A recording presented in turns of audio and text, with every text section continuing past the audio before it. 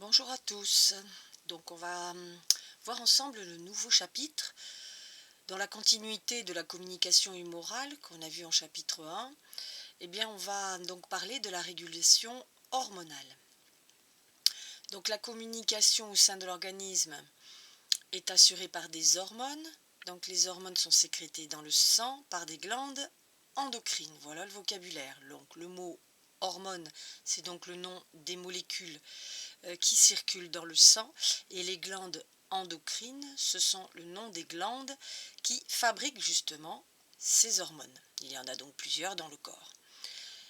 Et bien sûr, cette régulation hormonale participe au maintien de l'unité de l'organisme, comme on va le voir.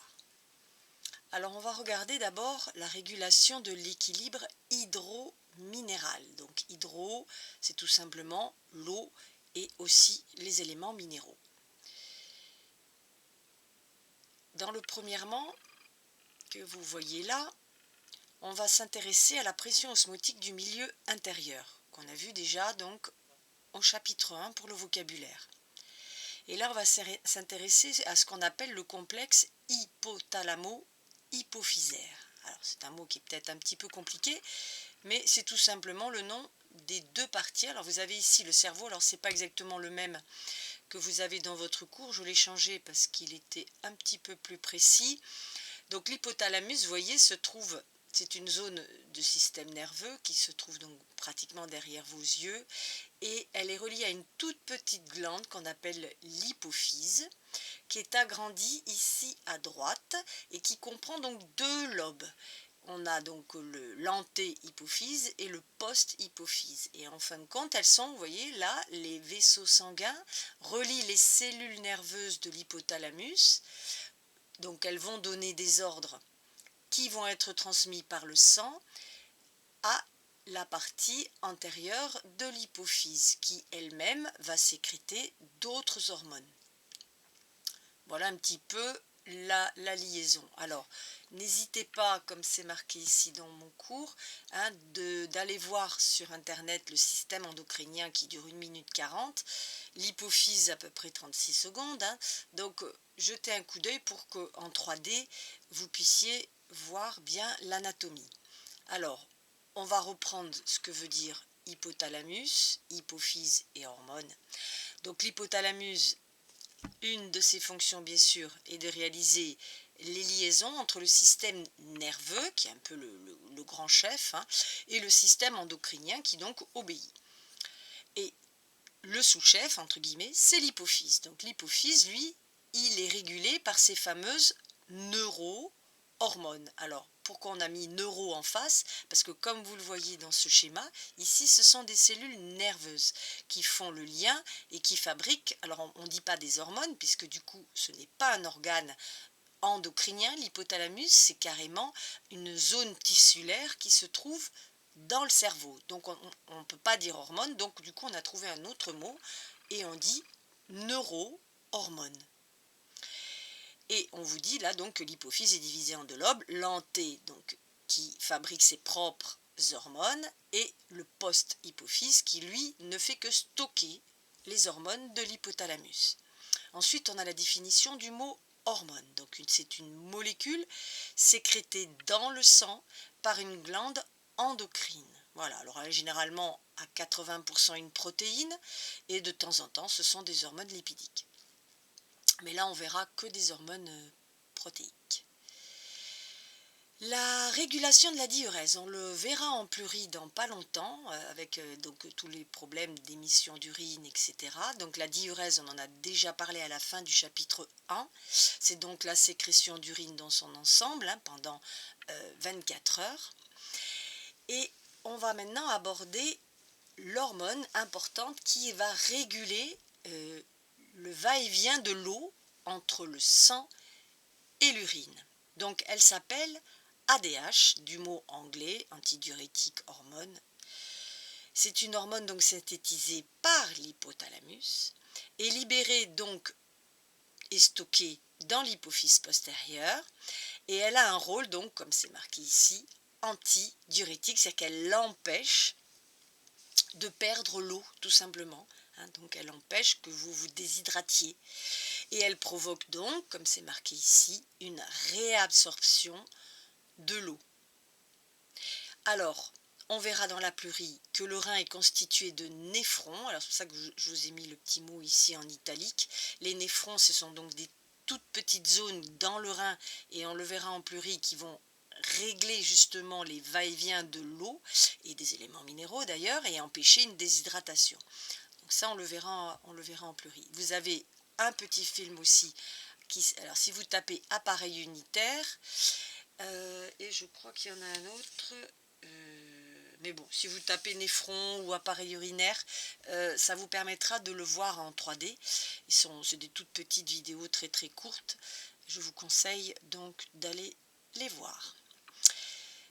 Alors elle porte aussi un autre nom, justement, dans ces vidéos, on l'appelle aussi la vasopressine, AVP. Voilà, bon, en général, c'est marqué ADH, donc antidiurétique, assez facile à retenir, hein, puisque les lettres sont les mêmes en français qu'en anglais.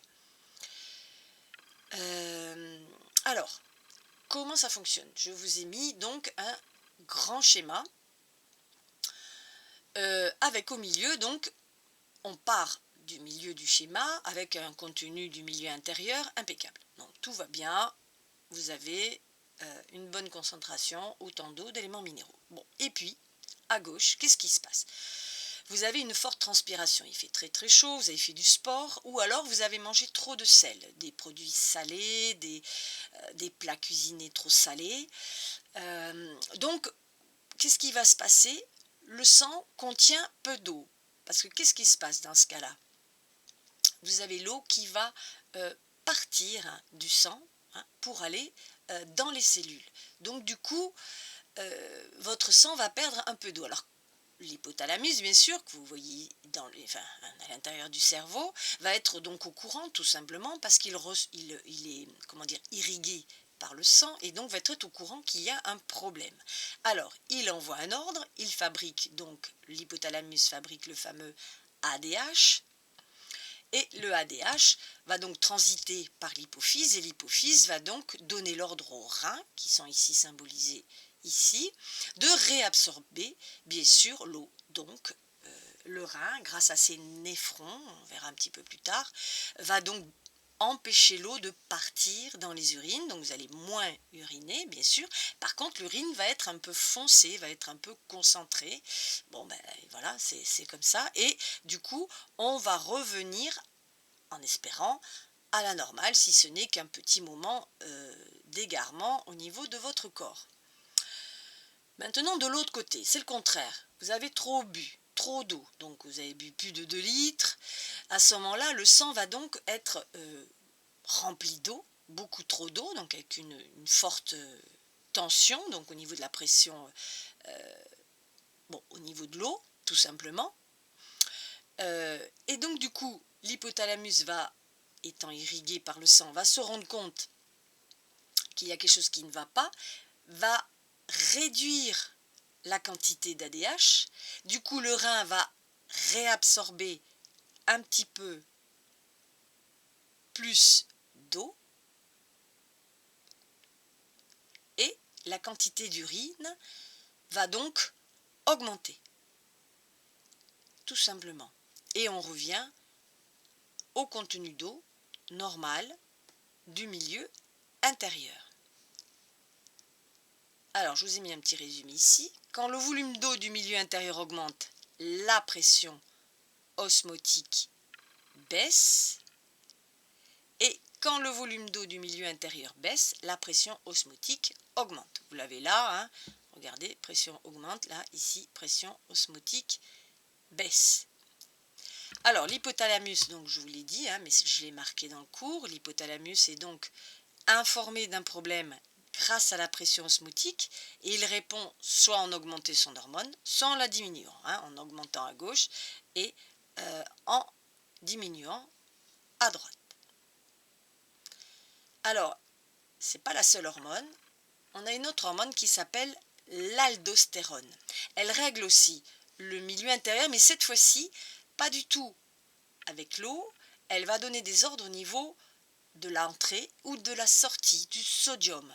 Donc on l'appelle l'aldostérone. C'est une hormone sécrétée cette fois-ci par des glandes surrénales. Alors je ne sais pas si vous les connaissez, les glandes cortico-surrénales. Elles sont donc ici, vous le voyez, au-dessus des reins.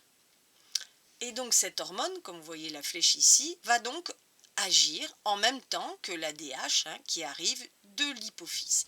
Donc là, prenons le cas de l'aldostérone, elle a un rôle très très important bien sûr dans le maintien du volume de l'eau indirectement et au niveau de la tension artérielle, je vous montrerai un petit schéma après. Elle a une action sur le rein en lui faisant réabsorber le sodium urinaire qui va passer donc dans le sang.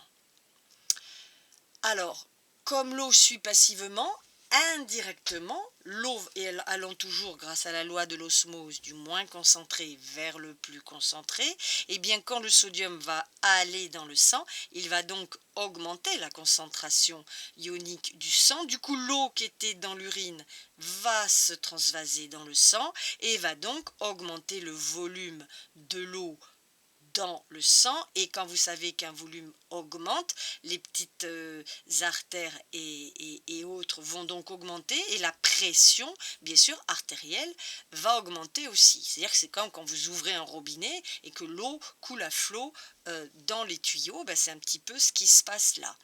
Donc cette augmentation du volume sanguin contribue à la remontée de la tension artérielle si par exemple elle était en baisse, puisque celle-ci est proportionnelle à la quantité d'eau. Comme je vous le dis, c'est comme un tuyau, vous ouvrez le robinet à fond, et bien vous allez avoir une forte pression, et si vous diminuez, vous allez en avoir une petite.